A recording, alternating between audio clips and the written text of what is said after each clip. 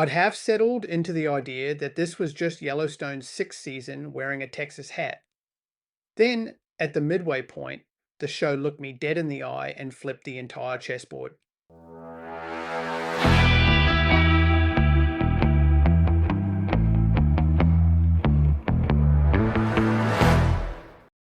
What's up, everybody, and welcome back to the podcast. I'm Fraser, your host, and today we're taking a look at Dutton Ranch, the 2026 series created by Chad Feehan and starring Kelly Reilly, Hauser and Annette Bening. And as always, we're answering one simple question. Is it worth your time? Let's get into it. So before we get into the season itself, I have a confession to make. And long-time listeners might already know this about me. I was late to Yellowstone. Not fashionably late either. Embarrassingly late. The show kicked off back in 2018, ran for 5 seasons, became one of the biggest things on television, and I only actually sat down and watched it for the first time in 2025, after one of my friends had been nagging me about it for years. And the reason I held out for so long is simple. I've never been big into the cowboy genre. Westerns, ranches, cattle, big hats. None of it has ever been my natural home as a viewer. But I have to admit, once I finally gave in, I thoroughly enjoyed it. It was very, very good, and it made me understand why the whole Taylor Sheridan universe has become the juggernaut that it is. So when Dutton Ranch was announced as the direct continuation of that story, I came into it from a slightly unusual position. I wasn't someone who'd been waiting years between seasons. Yellowstone was still fresh for me. And honestly, that made me more nervous, not less. But we'll get to that. First, some quick context for anyone who hasn't been following along. Dutton Ranch is a Paramount Plus series that picks up after the end of Yellowstone, following Beth Dutton and Rip Wheeler, played once again by Kelly Reilly and Hauser, as they leave Montana behind and try to build a brand new life and a brand new cattle operation in South Texas. They bring their young Ward Carter with them, played by Finn Little, and they land in a town called Rio Paloma, where they buy an old property and hang a new sign on the gate. The Dutton Ranch. Of course, this being the Sheridan universe, the fresh start lasts about 5 minutes. Their arrival puts them straight into the path of the Jackson family, a wealthy, ruthless ranching dynasty that runs the 10-petal ranch and, for all practical purposes, runs the town.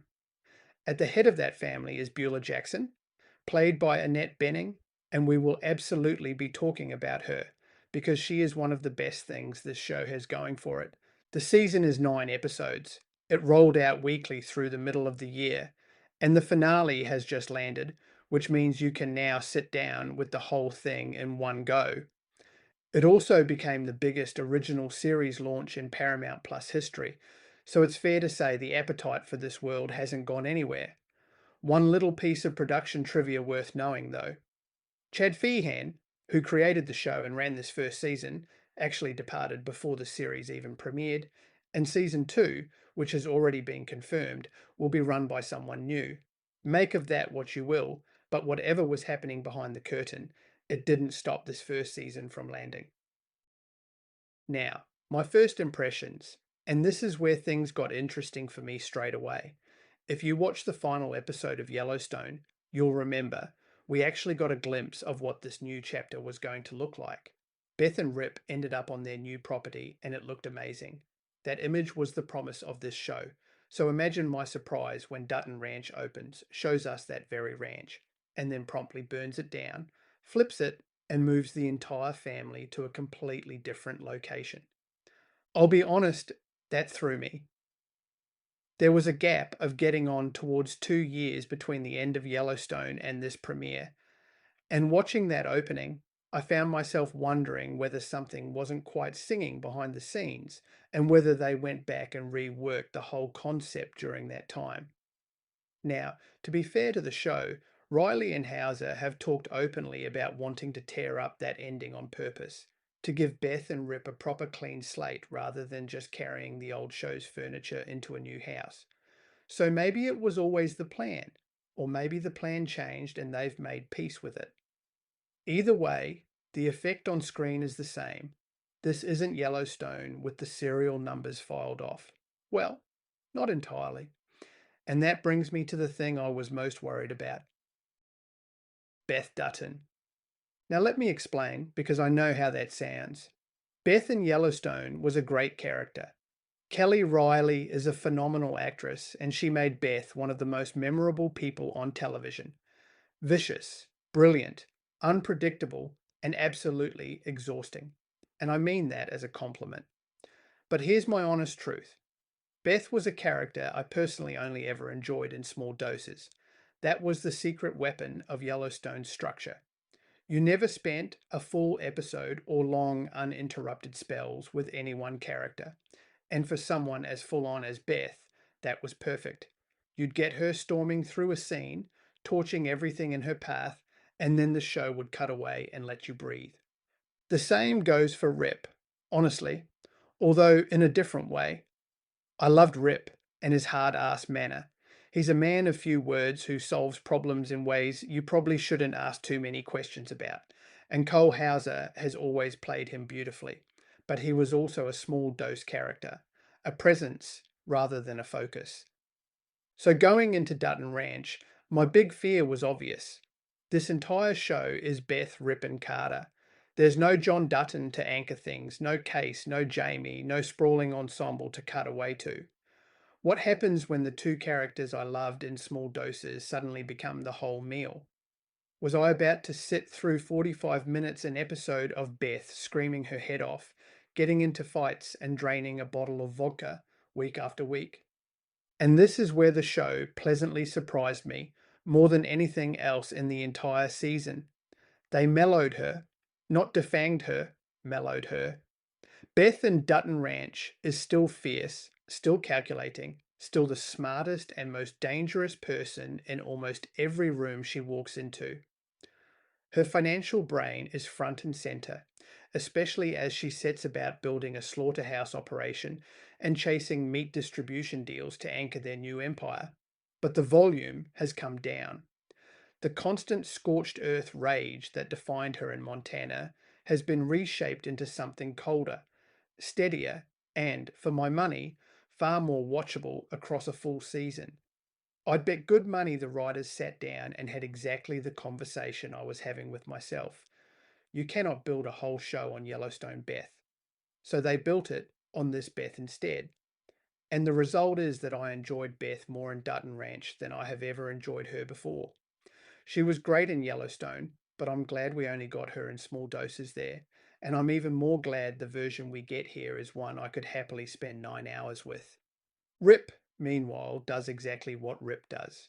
He steadies the ship. He's fighting to get a 7,000-acre property under control in unfamiliar country, dealing with new land, new problems, and new enemies, all while keeping the darker chapters of his and Beth's past buried where they belong.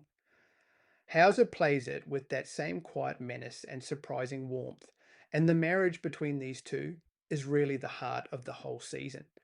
After everything they went through in Montana, watching them actually fight for a life together rather than just fighting everyone around them gives the show an emotional spine Yellowstone only occasionally reached for. And then there's Carter. Finn Little has quietly grown up in this role, and the show leans into it. Carter is stumbling towards manhood in a place where he knows nobody, trying to work out who he is when he's not just the kid Beth and Rip took in. And in classic fashion, he complicates everything by falling for Oriana Jackson, the granddaughter of the family that wants the Duttons gone. It's a storyline that could have felt like a soap opera bolt-on, but it works, because it forces Beth and Rip into the one role neither of them ever expected: parents. Watching two of the hardest people in this universe try to guide a young man into adulthood while a rival dynasty circles the property is quietly one of the most rewarding threads of the season. Speaking of that rival dynasty, Annette Bening as Beulah Jackson is inspired casting. She rules Rio Paloma like a woman who has never once been told no, all iron poise and designer polish wrapped around something absolutely ruthless, and she treats the Duttons' arrival like an infection her town needs to be cured of. Every scene she shares with Kelly Reilly crackles, because for the first time in this universe, Beth is up against someone who plays her own game at her own level. And on the other side of the Jackson family, you've got Jai Courtney as Rob Will, Beulah's volatile youngest son, a walking lit match whose recklessness keeps threatening to turn a cold war between the two ranches into a very hot one. Now, the season itself. The first stretch of episodes, I'll be honest, plays things fairly familiar. There's friction over land and water. Rip finds a body on the property. Beth goes head to head with Beulah at a cattle auction. It's confident, it's handsome, it's well made, but it does feel, in those early hours, like the show is running the old playbook in a new state. Two families, one town, everyone armed. If you'd told me at episode 3 that this was just going to be more of the same, I'd have believed you. And honestly, part of me would have been fine with that because the same was very, very good. But then the season does something properly clever. And this is the choice that won me over completely. On top of the Jackson feud, the Duttons get hit by something no amount of intimidation or firepower can fix. A devastating outbreak of foot and mouth disease sweeps through the region and threatens to wipe out their livestock entirely, and with it, their whole financial future. The trauma of everything Beth, Rip, and even Carter went through in those early episodes lays the family low, and the show makes a decision I did not see coming. At the midway point of the season, and I won't go too deep into the details because it's much better discovered on screen, the entire chessboard gets flipped. Rather than digging in for another 5 years of ranch versus ranch warfare, the story maneuvers Beth and Rip into Beulah Jackson's orbit in a way that completely changes what this show is. They're no longer just defending their own patch of dirt against an enemy. Suddenly, their skills, everything they learned keeping the Yellowstone alive for all those years, become assets in someone else's empire, and the whole dynamic between these two families turns on its head. And that, for me, is the frame 70 moment of this season. Not a shootout, not a death, not an explosion. It's that midway stretch where the show effectively looks the audience in the eye and says, "You thought you knew what this was, and you were wrong." Because I did think I knew what it was. I'd half settled into the idea that Dutton Ranch was going to be Yellowstone's 6th season wearing a Texas hat. And instead, the show used everything I assumed about it as a setup, then pulled the rug. It kept the neo-Western DNA, the cattle, the intimidation, the boardroom knife fighting, but it pointed all of it in a direction the original show never went. That pivot is the reason this series feels fresh rather than reheated, and it's the thing I kept turning over in my head after the finale. Also, and I'll keep this vague, the reveal late in the season about what's really been happening in Rio Paloma and what it means for the disease outbreak hands Beth exactly the kind of ammunition she was born to use.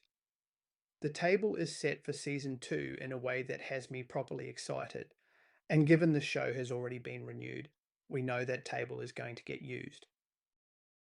If I'm nitpicking, and it's my job to nitpick, I'd say the early episodes lean a little hard on familiarity before the show reveals its actual hand. And if you bounced off Yellowstone's rhythms, those first few hours won't change your mind. There are also moments where the Texas setting still feels like it's being introduced to us rather than lived in. Understandable for a first season, but I'm hoping year 2 lets Rio Paloma breathe the way Montana eventually did.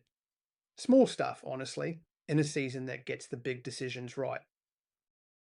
The frame 70 verdict for Dutton Ranch Season 1: worth your time, and comfortably so. This is 9 episodes on Paramount Plus, all available right now, and it's the rare sequel series that respects what came before while having the nerve to become its own thing. Kelly Reilly gives us the most watchable version of Beth Dutton yet. Annette Bening is a magnificent new adversary, and that midway turn transforms a good continuation into a properly interesting new show. If you loved Yellowstone, this is an easy recommendation. And if, like me, you were never a cowboy genre person to begin with, This might just be the version of this world that wins you over. But look, that's just how this season landed for me. A bloke who spent years dodging Yellowstone and then fell for it anyway. Entertainment is subjective. Maybe you loved Full Throttle Yellowstone, Beth, and this steadier version feels like a step down. Or maybe the Texas relocation just doesn't grab you the way Montana did. What works for me may not work for you, and that's completely okay. That's the fun of it.